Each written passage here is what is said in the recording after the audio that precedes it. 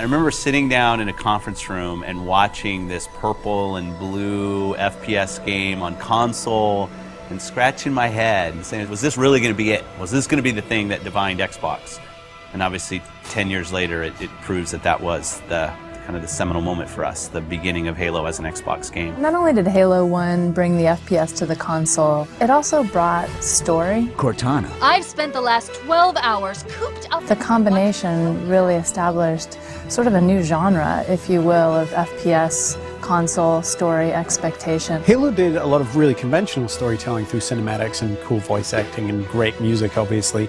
But I think some of the storytelling that happens in Halo that's most inspiring to me is the storytelling that happens through the environment in the sandbox. While you were hit with all this great fiction that you could really kind of delve into and try to understand more about, at the same time you could just pick it up and play. All of that kind of came together to make a game that had not necessarily was completely different than what previous shooters had done, but got all of its individual formulas so excellently perfect. You had this incredible first-person shooter experience that I don't think anyone had ever even come close to before it. Halo was the beginning of me playing console games with my friends, and that's still how I always think about it.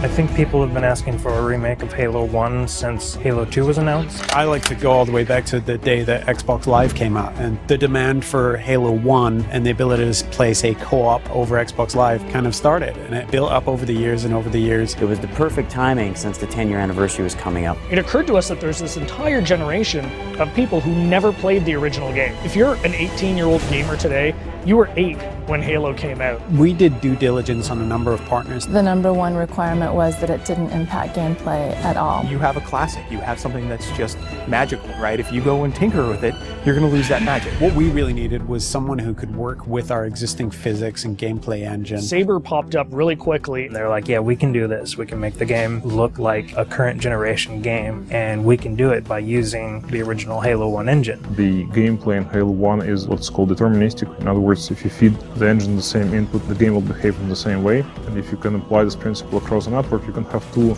game worlds completely in sync. So rather than simulate Halo's original gameplay or Halo's original physics, we're able to actually use them completely. So the car is nice and shiny, but the engine is fairly old, but so we had to make sure that it all kind of fits together. And then we had to speed up the engine to make sure it works in today's world.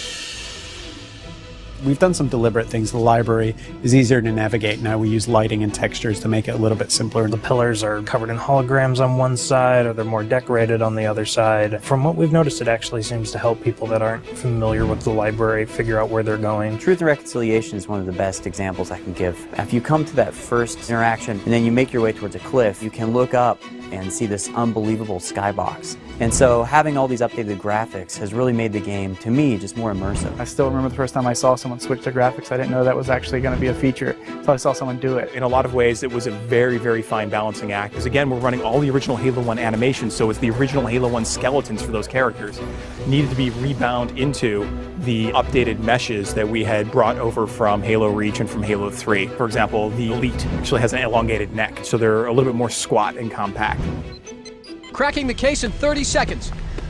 Welcome back, sir. We'll have you battle-ready stat. Master Chief's iconic, and he has to look like a hero, and he has to look just right. Chief's armor was a tough process. We went back and forth on that for a long time. Originally, we were using a Mark V armor that's built in the multiplayer component of Reach. We just kept coming back, and it just didn't look like Master Chief. The first stuff we put out around E3, I think the forum reaction was instantly, Chief looks wrong, his visor's too big, the color's all wrong. Some people thought we were doing it intentionally as a retro. If you saw the original Chief from like 1999 era, he had a really tall, very matte reflective helmet. It actually looked similar to that. The thing about this group working on this project is that we are very, very passionate about getting this right. We iterated on that probably 6-7 months before we finally got a final Chief's armor that I think looks awesome. One of the number one asks that we had for a Halo remake was we want co-op over live. The original Halo 1 campaign experience had already been designed for cooperative play.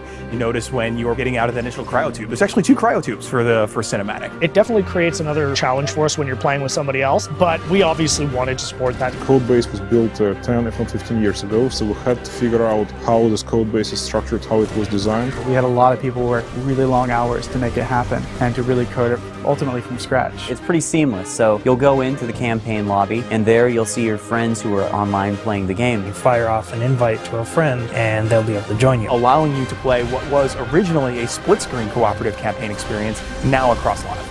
Skull on. Classically, skulls in Halo tend to affect behavior, which means the AI needs to support those behavioral changes. How do we create something that alters gameplay? Well, one of our fundamental tenets is keeping gameplay the same. Skulls are one of the tools we're giving the player that if they do want to change their gameplay experience a little bit, they can do it. Benefit to this is that most of these skulls are brand new. You've never seen them before, you never played them. Like Malfunction, where random HUD elements disappear whenever you respawn. Boom is a skull that increases the radius of explosions, making explosions more dangerous both for the Covenant and for the player.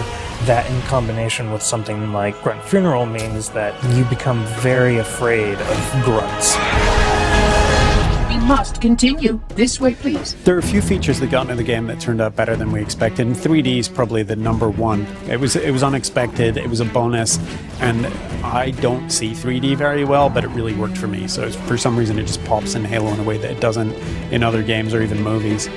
Yeah, I'd say the feature that surprised me the most was Connect. So we've got a number of voice commands throughout the course of the game. Things like grenade, reload. At a point during the game when you're playing, you can say analyze, and this mode comes up where you can almost capture items. So you move your cursor over, say, an elite or a grunt, and in the library, you can go in there and see the things you've captured, move the model around in 3D, and it gives you a bit of a breakdown and explanation of what those characters are.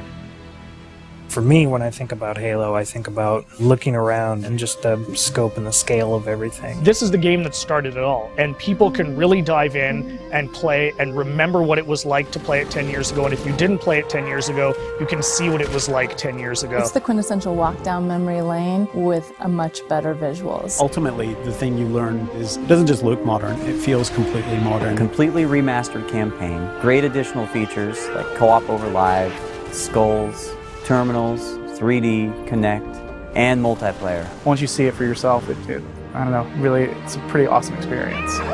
There's a lot of stuff in there for $40. We're actually really excited about the fact that there's so much there, and it's a real smorgasbord of stuff for people who enjoy Halo. One of the best values that you'll find this holiday season by far.